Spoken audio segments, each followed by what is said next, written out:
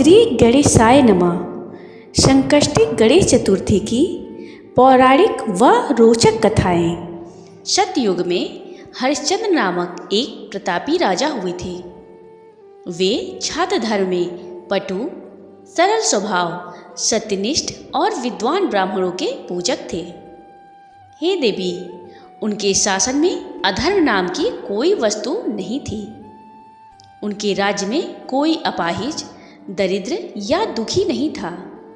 सभी लोग आदि व्याधि से रहित एवं दीर्घायु होते थे।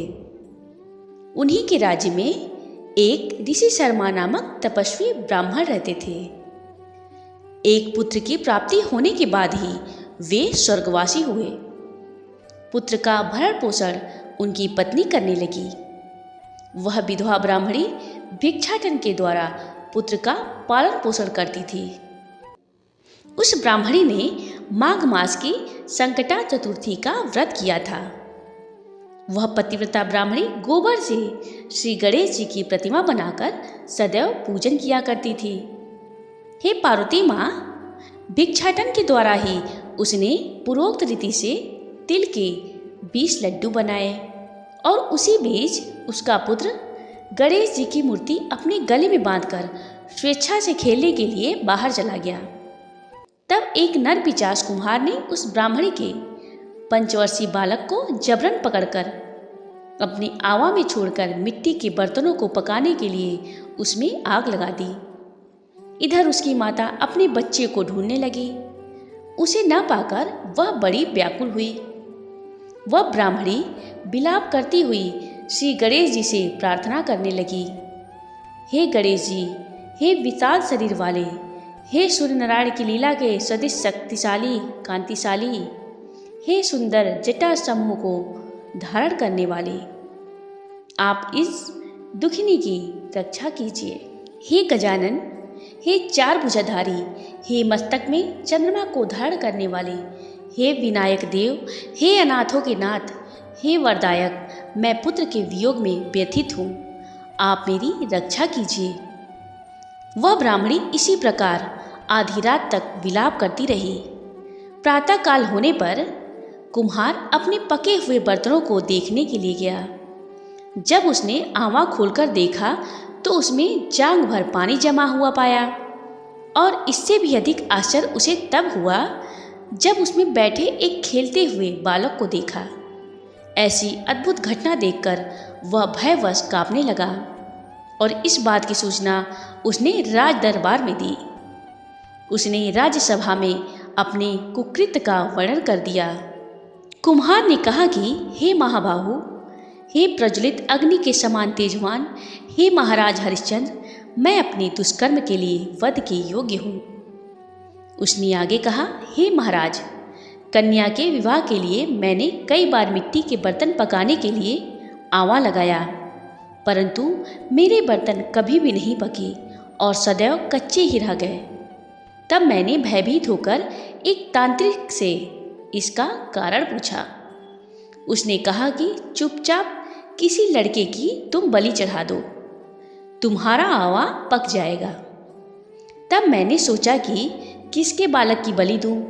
जिसके बालक की बलि दूंगा वह मुझे क्यों कर जीवित छोड़ेगा। इसी भय से हे महाराज, मैंने विधवा ब्राह्मणी के बालक को बलि देने की बात सोची। मैंने दृढ़ निश्चय किया कि इसे ही बैठाकर आग लगा दूंगा। मैंने अपनी पत्नी से परामर्श किया कि ऋषि शर्मा ब्राह्मण मृत हो गए हैं। उनकी विधवा पत्नी भीख मांगकर अपना गुजारा करती है। अरे, वह लड़के को लेकर क्या करेगी? मैं यदि उसके पुत्र की बलि दे दूँ तो मेरे बर्तन पक जाएंगे। मैं इस जघन्य कर्म को करके रात में निश्चिंत होकर सो गया। प्रातः जब मैंने आवा खोलकर देखा तो क्या देखता हूँ कि उस लड़के को मैं जिस स्थिति में बैठा गया हूँ वह उसी तरह निर्भय भाव से बैठा है और उसमें जांग भर पानी लगा हुआ है। इस भयावह दृश्य से मैं काँप उठा और इसकी सूचना देने के लिए आपके पास आया हूँ। कुम्हार की बात सुनकर राजा बहुत ही विस्मित हुए और उस लड़के को देखने के लिए आए। बालक को प्रसन्नतापूर्वक खेलते देखकर मंत्री से राजा ने कहा कि यह क्या बात है? यह किसका लड़का है, इस बात का पता लगाओ। इस आवे में जाग भर जल कहाँ से आया, इसमें कमल के फूल कहाँ से खिल गए, इस दरिद्र कुम्हार के आवे में वैदुर्य मणि के समान हरी हरी धूप कहाँ से उगाई। बालक को न तो आग की जलन हुई है, न तो इसे भूख प्यासी है। यह आवे में भी वैसा ही खेल रहा है मानो अपने घर में खेल रहा हो। राजा इस तरह की बात कह ही रहे थे कि वह ब्राह्मणी वहां बिलखती हुई आ पहुंची। वह कुम्हार को कोसने लगी। जिस प्रकार गाय अपने बछड़े को देखकर रंभाती है, ठीक वही अवस्था उस बुढ़िया की भी थी। वह बुढ़िया बालक को गोद में लेकर प्यार करने लगी और रोती कांपती हुई राजा के सामने बैठ गई। राजा हरिश्चंद्र ने पूछा कि हे ब्राह्मणी, इस बालक के न चलने का क्या कारण है? क्या तू कोई जादू टोना जानती है अथवा तूने कोई धर्माचरण किया है जिसके कारण बच्चे को आज तक नहीं आई? राजा की बात सुनकर ब्राह्मणी ने कहा कि हे महाराज, मैं कोई जादू नहीं जानती और न कोई धर्माचरण, तपस्या, योग, दान आदि की प्रक्रिया ही जानती हूँ।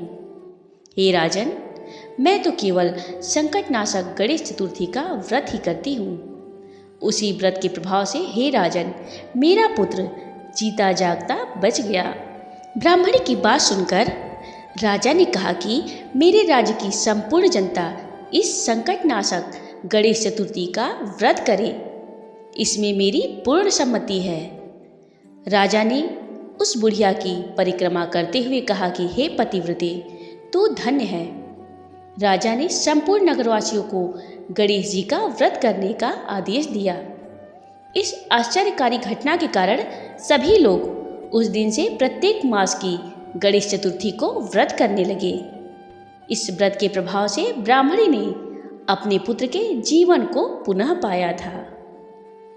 इस कथा को जो श्रवण करे उसके पुत्र सदा दीर्घायु रहे।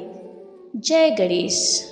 प्राचीन काल में एक रंतिदेव नामक प्रतापी राजा हुए हैं। जिस प्रकार आग दृढ़ समूहों को जला डालती है, उसी प्रकार वे अपने शत्रुओं के विनाशक थे। उनकी मित्रता यम, कुबेर, इंद्रादिक देवों से थी। उन्हीं के राज्य में धर्मकेतु नामक एक श्रेष्ठ ब्राह्मण रहते थे। उनकी 2 स्त्रियां थीं। एक का नाम सुशीला और दूसरी का नाम चंचला था। सुशीला नित्य ही कोई न कोई व्रत करा करती थी। फलतः उसने अपने शरीर को दुर्बल बना डाला था। इसके विपरीत चंचला कभी भी कोई व्रत, उपवास आदि न करके भरपेट भोजन करती थी। इधर सुशीला को सुंदर लक्षणों वाली एक कन्या हुई और उधर चंचला को पुत्र रत्न की प्राप्ति हुई। यह देखकर चंचला बार बार सुशीला को ताना देने लगी, अरे सुशीला, तूने इतना व्रत उपवास करके शरीर को जर्जर बना डाला, फिर भी एक कृषकाय कन्या को जन्म दिया। मुझे देख, मैं कभी व्रतादि के चक्कर में न पड़कर हुष्ट पुष्ट बनी हुई हूँ और वैसे ही बालक को भी उत्पन्न किया है। अपनी सौत का व्यंग बार सुशीला के हृदय में चुभने लगा। वह पतिव्रता विधिवत गणेश जी की उपासना करने लगी। जब सुशीला ने भक्ति भाव से संकटनाशक गणेश चतुर्थी का व्रत किया तो रात्रि में वरदायक गणेश जी ने उसे दर्शन दिया। श्री गणेश जी ने कहा, हे सुशीले, तेरी आराधना से हम अत्यधिक संतुष्ट हैं। मैं तुम्हें वरदान दे रहा हूँ कि तेरी कन्या के मुख से निरंतर मोती और मूंगा प्रवाहित होते रहेंगे। हे कल्याणी, इससे तुझे सदा प्रसन्नता रहेगी और हे सुशीले, तुझे वेद शास्त्र वेदता एक पुत्र भी उत्पन्न होगा। इस प्रकार का वरदान देकर गणेश जी वहीं अंतर्ध्यान हो गए। वरदान प्राप्ति के फलस्वरूप उस कन्या के मुख से सदैव मोती और मूंगा झड़ने लगे। कुछ दिनों के बाद सुशीला को एक पुत्र भी उत्पन्न हुआ और इसके पश्चात धर्मकेतु स्वर्गगामी हो गया। उसकी मृत्यु के अनंतर चंचला घर का सारा धन लेकर दूसरे घर में जाकर रहने लगी, परंतु सुशीला पति गृह में रहकर ही पुत्र और पुत्री का पालन पोषण करने लगी। उस कन्या के मुँह से मोती मूंगा गिरने के फलस्वरूप सुशीला के पास अल्प समय में ही बहुत सा धन एकत्रित हो गया। इस कारण चंचला उससे ईर्ष्या करने लगी। एक दिन हत्या करने के उद्देश्य से चंचला ने सुशीला की कन्या को कुएं में ढकेल दिया। उस कुएं में गणेश जी ने उसकी रक्षा की और वह बालिका सकुशल अपनी माता के पास लौट आई। उस बालिका को जीवित देखकर चंचला का मन उद्विग्न हो उठा। वह सोचने लगी कि जिसकी रक्षा ईश्वर करता है उसे कौन मार सकता है। इधर सुशीला अपनी पुत्री को पुनः प्राप्त कर प्रसन्न हो गई। पुत्री को छाती से लगाकर उसने कहा, श्री गणेश जी ने तुझे पुनर्जीवन दिया है। अनाथों के नाथ श्री गणेश जी ही हैं। चंचला आकर उसके पैरों में नतमस्तक हुई। इसे देखकर सुशीला के आश्चर्य का ठिकाना न रहा। चंचला हाथ जोड़कर कहने लगी, हे बहन सुशीले, मैं बहुत ही पापनी और दुष्टा हूँ। आप मेरे अपराधों को क्षमा कीजिए। आप दयावती हैं। आपने दोनों कुलों का उद्धार कर दिया। जिसका रक्षक देवता होता है उसका मानव क्या बिगाड़ सकता है। जो लोग संतों एवं सत्पुरुषों का दोष देखते हैं वे अपनी करनी से स्वयं नाश को प्राप्त होते हैं। इसके बाद चंचला ने भी उस कष्ट निवारक पुण्यदायक संकटनाशक गणेश चतुर्थी के व्रत को किया। श्री गणेश जी के कृपा से परस्पर उन दोनों में प्रेम भाव स्थापित हो गया। जिस पर गणेश जी की कृपा होती है उसके शत्रु भी मित्र बन जाते हैं। सुशीला द्वारा संकटनाशक गणेश चतुर्थी व्रत किए जाने के कारण ही उसकी सौत चंचला का हृदय परिवर्तन हो गया। जय श्री गणेश, जय श्री गणेश। सतयुग में 100 यज्ञ करने वाले एक पृथु नामक राजा हुए। उनके राज्यांतर्गत दयादेव नामक एक ब्राह्मण रहते थे। वेदों में निष्णात उनके 4 पुत्र थे। पिता ने अपने पुत्रों का विवाह पारस्कर गृहसूत्र के वैदिक विधान से कर दिया। उन चारों बहुओं में बड़ी बहू अपनी सास से कहने लगी, हे सास जी, मैं बचपन से ही संकटनाशक गणेश चतुर्थी का व्रत करती आई हूँ। मैंने पितृगृह में भी इस शुभदायक व्रत को किया है। अतः हे कल्याणी, आप मुझे यहाँ व्रतानुष्ठान करने की अनुमति प्रदान करें। पुत्र वधू की बात सुनकर उसके ससुर ने कहा, हे बहू, तुम सभी बहुओं में श्रेष्ठ और बड़ी हो। तुम्हें किसी प्रकार का कष्ट नहीं है और न तो तुम भिक्षुणी ही हो। ऐसी स्थिति में तुम किस लिए व्रत करना चाहती हो? हे सौभाग्यवती, अभी तुम्हारा समय उपभोग करने का है, फिर तुम्हें करना ही क्या है। कुछ समय के पश्चात बड़ी बहू गर्भिणी हो गई। 10 महीने के बाद उसने सुंदर बालक को जन्म दिया। उसकी सास बराबर बहू को व्रत करने का निषेध करने लगी और व्रत छोड़ने के लिए बहू को बाध्य करने लगी। व्रत भंग होने के फलस्वरूप गणेश जी कुछ दिनों में कुपित हो गए और उसके पुत्र के विवाह काल में वर वधू के सुमंगलिक के समय उसके पुत्र का अपहरण कर लिया। इस अनहोनी घटना से मंडप में खलबली मच गई। सब लोग व्याकुल होकर कहने लगे, लड़का कहाँ गया? किसने अपहरण कर लिया? बारातियों द्वारा ऐसा समाचार पाकर उसकी माता अपने ससुर दयादेव से रो रो कर कहने लगी, हे ससुर जी, आपने मेरे गणेश चतुर्थी के व्रत को छुड़वा दिया है, जिसके परिणाम स्वरूप ही मेरा पुत्र विलुप्त गायब हो गया है। अपनी पुत्र वधू के मुख से ऐसी बात सुनकर ब्राह्मण दयादेव बहुत दुखी हुए, साथ ही पुत्रवधू भी दुखी हुई। पति के लिए दुखित पुत्रवधू प्रति मास संकटनाशक गणेश चतुर्थी का व्रत करने लगी। एक समय की बात है कि एक वेदज्ञ और दुर्बल ब्राह्मण भिक्षाटन के लिए इस मधुर भाषणी कन्या के घर आया। ब्राह्मण ने कहा कि हे बेटी, मुझे भिक्षा स्वरूप इतना भोजन दो कि मेरी क्षुधा शांत हो जाए। उस ब्राह्मण की बात सुनकर उस धर्मपरायण कन्या ने उस ब्राह्मण का विधिवत पूजन किया। भक्तिपूर्वक भोजन कराने के बाद उसने ब्राह्मण को वस्त्रादि दिए। कन्या की सेवा से संतुष्ट होकर ब्राह्मण कहने लगा, हे कल्याणी, हम तुम पर प्रसन्न हैं। तुम अपनी इच्छा के अनुकूल मुझसे वरदान प्राप्त कर लो। मैं ब्राह्मण वेशधारी गणेश जी हूँ और तुम्हारी प्रीति के कारण आया हूँ।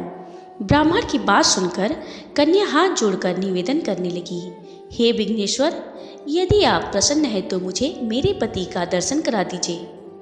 कन्या की बात सुनकर गणेश जी ने उनसे कहा कि हे सुंदर विचार वाली, जो तुम चाहती हो वही होगा। तुम्हारा पति शीघ्र ही आएगा। कन्या को इस प्रकार का वरदान देकर गणेश जी वहीं पर अंतर्निहित हो गए। उसी समय की बात है कि सोम शर्मा नामक ब्राह्मण नगर के एक वन में से उस द्विज बालक को नगर में लाए। अपने पौत्र को देखकर दयादेव नामक ब्राह्मण बहुत प्रसन्न हुए। बालक के माता की हर्ष की तो सीमा न रही, साथ ही संपूर्ण नगरवासी भी हर्षित हुए। बालक की माता ने पुत्र को छाती से लगा लिया और कहने लगी कि गणेश जी के प्रसाद से ही मैंने खोए हुए पुत्र को प्राप्त किया है। उसे नए वस्त्राभूषण से अलंकृत किया। दयादेव तो बार बार सोम शर्मा को प्रणाम कर कहने लगे कि हे द्विजराज, आपकी कृपा से ही मैंने खोए हुए पुत्र को पुनः प्राप्त किया है। खोया हुआ बालक घर में आ गया। सोम शर्मा को सुस्वादु भोजन कराकर धोती दुपट्टा से विभूषित करके गोदान दिया। फिर से मंडप का निर्माण करके विधिपूर्वक वैवाहिक कार्य संपन्न किया। इससे सभी पुरवासी प्रसन्न हुए। वह भाग्यशालिनी कन्या अपने पति को पाकर धन्य हो उठी। जय श्री गणेश, जय श्री गणेश। प्राचीन काल में योनाश्व नामक एक राजा हुए थे। वे धर्मात्मा, उदारदाता, देवताओं एवं ब्राह्मणों के पूजक थे। उस राजा के राज्य में विष्णु शर्मा नामक एक तपस्वी ब्राह्मण रहते थे। वे वेदवेत्ता एवं धर्मशास्त्रज्ञ थे। उनके 7 पुत्र हुए, जो सभी धन धान्य से समृद्ध थे, परंतु पारस्परिक कलह के कारण सब अलग होकर रहने लगे। विष्णु शर्मा प्रत्येक पुत्रों के घर में क्रमशः एक एक दिन भोजन करते थे। बहुत दिन बीतने के बाद वे बूढ़े होकर कमजोर हो गए। वृद्ध होने के कारण उनकी सभी बहुएं अनादर करने लगी। वे तिरस्कृत होकर रोते रहते थे। एक समय की बात है कि विष्णु शर्मा गणेश चतुर्थी व्रत रहकर अपनी बड़ी पुत्रवधू के घर गए। उस ब्राह्मण ने कहा कि हे बहुरानी, आज मैं गणेश जी का व्रत हूँ, तुम पूजन सामग्री जुटा दो। गणेश जी प्रसन्न होकर प्रचुर धन देंगे। अपने ससुर की बात सुन बहु कर्कश स्वर में बोली, हे ससुर जी, मुझे घर के कामों से ही फुर्सत नहीं है, फिर इन झमेलों में पड़ने का कहाँ समय है। हे ससुर जी, आप हमेशा ही कोई न कोई नाटक रचते हैं। आज गणेश जी का बहाना लेकर आ पहुँचे। मैं गणेश व्रत नहीं जानती हूँ और न तो गणेश जी को ही। आप यहाँ से खिसकिए। इस प्रकार बहू की झिड़की सुनकर वह 6 बहुओं के घर बारी बारी से गया, परंतु सभी बहुओं ने वैसी ही बात कही। सभी जगहों से अपमानित होकर वह कृषकाय ब्राह्मण बहुत ही दुखित हुआ। इसके बाद वह सबसे छोटी बहू के घर जाकर बैठ गया। छोटी बहू बहुत ही धनहीन थी, बस संकोच में पड़कर कहने लगी। ब्राह्मण ने कहा कि अरे बहुरानी, अब मैं कहाँ जाऊँ? 6 बहुओं ने फटकार दिया, तुम्हारे यहाँ तो व्रत सामग्री एकत्रित करने का कोई साधन नहीं दिख रहा। मैं स्वयं बहुत वृद्ध हूँ। हे कल्याणी बहू, मैं बार बार सोचता हूँ कि इस व्रत से सिद्धि मिलेगी और सभी कष्टों का अंत होगा। अपने ससुर की बात सुनकर छोटी बहू कहने लगी, हे ससुर जी, आप इतनी दुखी क्यों हो रहे हैं? आप अपनी इच्छा के अनुसार व्रत कीजिए। मैं भी आपके साथ संकटनाशक व्रत करूँगी। इससे हमारे दुखों का निवारण होगा। इतना कहकर छोटी बहू घर से बाहर जाकर भिक्षा मांग लाई। अपने और ससुर के लिए अलग अलग लड्डू बनाया। चंदन, फूल, अक्षत, फल, धूप, दीप, नैवेद्य और तांबूल उसने अलग अलग करके ससुर के साथ पूजन किया। पूजन करने के पश्चात उसने ससुर को सम्मानपूर्वक भोजन कराया। भोजन के अभाव में स्वयं कुछ भी न खाकर निराहार रही। अर्धरात्रि के बाद उसके ससुर विष्णु शर्मा को दस्त होने लगे, जिससे उसके दोनों पैर पर छींटे पड़ गए। उसने ससुर के पैर धुलाकर पूछे, शरीर पूछे। वह शोक करने लगी कि मुझ हतभाग्नि के कारण आपकी ऐसी दशा क्यों हुई। हे ससुर जी, रात को मैं कहाँ जाऊँ? मुझे आप कोई उपाय बतलाइए।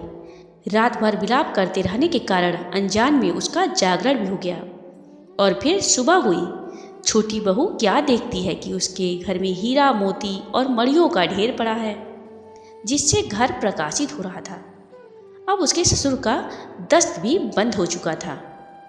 आश्चर्य में पड़कर बहू अपने ससुर से पूछने लगी, यह क्या बात है? यह संपत्ति किसकी है? अरे इतना मणि, मूंगा आदि मेरे घर कहाँ से आ गया है? हे ससुर जी, क्या कोई हम लोग को चोरी में फंसाने के उद्देश्य से तो घर में नहीं डाल गया है? बहू की बात सुनकर ब्राह्मण कहने लगा कि हे कल्याणी, यह सब तुम्हारी श्रद्धा का फल है। तुम्हारी भक्ति से गणेश जी तुम पर प्रसन्न हो गए हैं। इस व्रत के प्रभाव से ही गणेश जी ने तुम्हें इतनी संपत्ति दी है। बहू कहने लगी, हे ससुर जी, आप धन्य हैं, गणेश जी धन्य हैं। आपकी कृपा से ही गणेश जी प्रसन्न हुए हैं। मेरी दरिद्रता दूर हुई, घर में अतुल संपत्ति आई और आपकी कृपा से भी मैं भी धन्य हुई। इस प्रकार वह ससुर से बार बार कहने लगी। अब छोटी बहू के घर में अपार संपत्ति देखकर अन्य सभी बहुओं के क्रोध की सीमा न रही। उन्होंने कहा कि बूढ़े ने अपने संपूर्ण और संचित धन को दे डाला है। बहुओं के पारस्परिक कलह को देखकर विष्णु शर्मा डरकर कहने लगी कि इसमें मेरा कोई दोष नहीं है, केवल इस व्रत के प्रभाव से ही गणेश जी ने प्रसन्न होकर छोटी बहू को दिया है। गणेश जी ने कुबेर जैसी संपत्ति प्रदान की है। हे बहुओं, मैंने पहले तुम्हारे घर जाकर व्रतानुष्ठान का अनुरोध किया था, परंतु तुम लोगों ने मुझे दुत्कार दिया। छोटी बहू ने भिक्षा मांगकर पूजन सामग्री जुटाई। इसके करने से गणेश जी प्रसन्न होकर संपत्ति प्रदान किए हैं। उस ब्राह्मण के 6 पुत्र दरिद्री, रोगी और दुखी हो गए। केवल छोटा पुत्र ही इंद्र के समान भाग्यशाली बन बैठा। वे 6 आपस में होड़ करते हुए गणेश चतुर्थी का व्रत करने लगे। इस व्रत के करने से वे भी क्रमशः धनवान बनते चले गए। इसी प्रकार दूसरे लोग भी जो इस व्रत को करेंगे, उनका घर भी धन धान्य से भरा पूरा रहेगा। जय श्री गणेश, जय श्री गणेश।